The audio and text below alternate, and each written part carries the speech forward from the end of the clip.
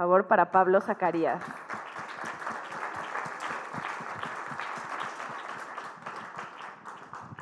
Hola, ¿qué tal? Gracias por estar aquí. Gracias a los Focopers que ya abrieron su corazón y su experiencia.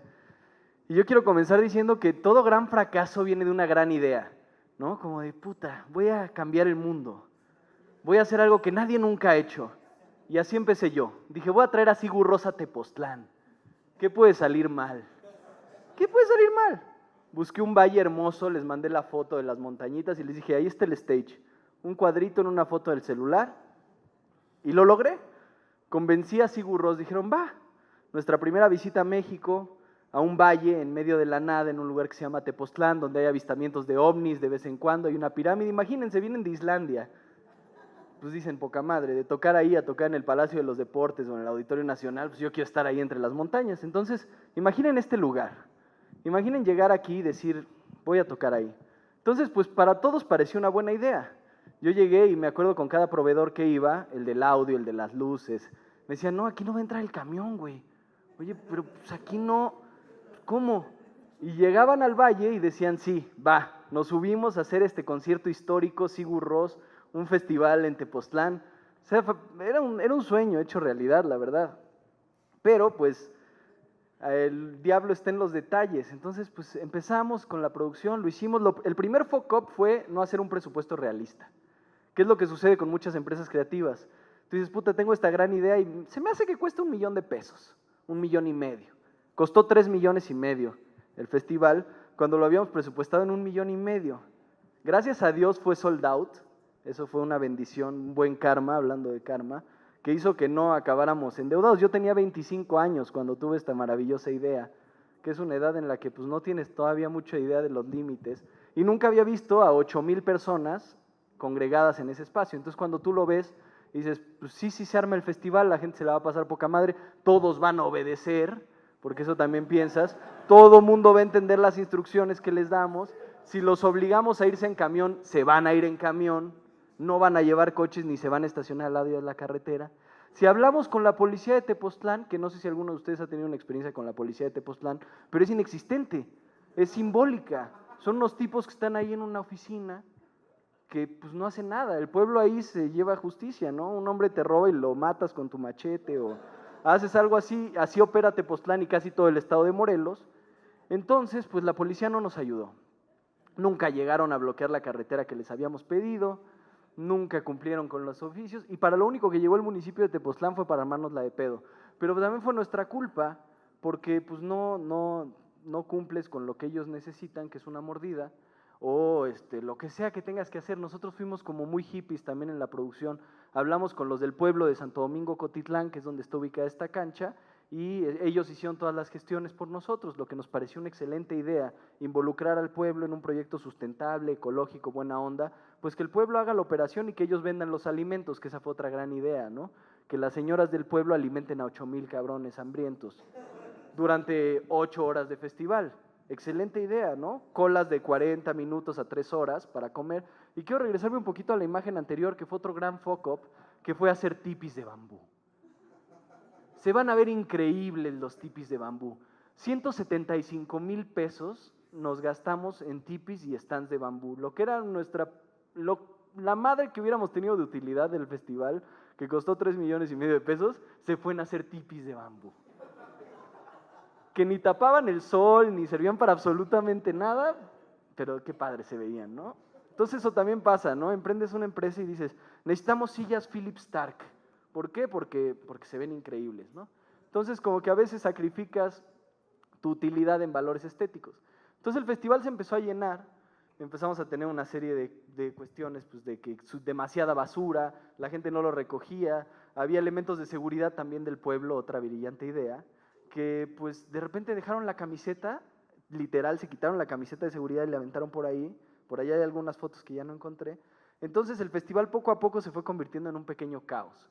Gracias a Dios la música era muy tranquila, entonces no hubo slam, no vendimos alcohol, ese fue un acierto, que económicamente fue un fuck up, porque habíamos hecho una la nota de vender chelas, pero pues el caos hubiera sido mucho mayor. Una pregunta que la gente nos hacía constantemente era, ¿cómo va a estar la salida? Porque llegar está fácil, van llegando en grupitos, camión por camión van llegando, pero ¿cómo salen 8,000 personas de un recinto? Entonces nosotros subcontratamos una empresa de transportación y hay una frase en una película de Steven Seagal bastante mala, pero esta frase es rescatable, que dice, está Steven Seagal en un tren, entonces mandan a los malos a buscarlo, ¿no? Este maleante manda a sus secuaces, lo buscan y de repente explota el tren y que, oye, pero ¿no habías buscado en el baño? Y dice, no busqué en el baño porque asumí que no iba a estar en el baño. Entonces ahí el malo le dice, assumption is the mother of all fuck-ups. La asunción, asumir cosas, es la madre de todas las cagadas o de todos los errores, si este programa lo están viendo niños. Entonces, yo asumí que la empresa de autobuses iba a explicarle a la gente cómo iba a estar la salida, ellos asumieron que yo iba a explicarles cómo iba a estar la salida, y total, nadie les explicó cómo iba a estar la salida. Entonces, pues, empieza a tocar Sigur Rós y lo logramos, desde Islandia, 30 güeyes, pianos extraños, imagínense esos instrumentos entrando y que en cuanto llegaron a Tepoztlán dijeron, yo no lo meto ahí.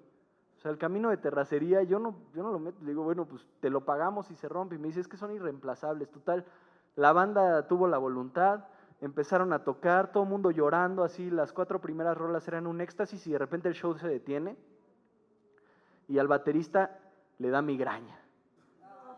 En medio del show, un ataque de migraña, nosotros no sabíamos qué hacer, teníamos una ambulancia ahí parada, pero pues obviamente los paramédicos no tenían licencia para suministrarle el analgésico que necesitaba este güey. Entonces llamamos a la doctora Stephanie, que era una chava de Tepoztlán que lo había atendido. Total, la doctora Stephanie tampoco tenía licencia de médico, tampoco le podían inyectar el analgésico. La gente empieza a decir, oye, pues este show ya no va a continuar, ¿qué va a pasar?